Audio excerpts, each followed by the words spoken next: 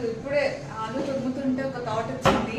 ఏంటి అంటే మనం పిండి గిన్నెలోకి పిండి పెట్టేయడానికి 5 రూపీస్ కేజీకి ఇంత అని ఇస్తాం కదా, 5 అట్లా అని.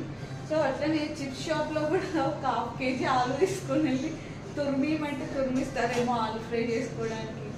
అట్లాంటిది ఉంటే బాగుంటుంది కదా. ఇప్పుడే ఈ థాట్ వచ్చింది, మా ఆయనతో షేర్ చేసుకుంటే అవును బాగుంటుంది అని అంటున్నాడు. మరి మీరేమంటారు? చాలా కష్టం అవుతుంది.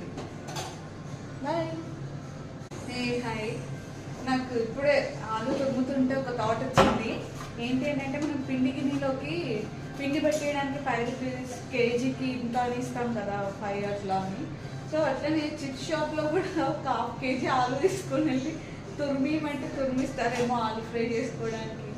అట్లాంటిది ఉంటే బాగుంటుంది కదా. ఇప్పుడే ఈ థాట్ వచ్చింది, మా ఆయనతో షేర్ చేసుకుంటే అవును బాగుంటుంది అని అంటున్నాడు. మరి మీరేమంటారు? చాలా కష్టం అవుతుంది.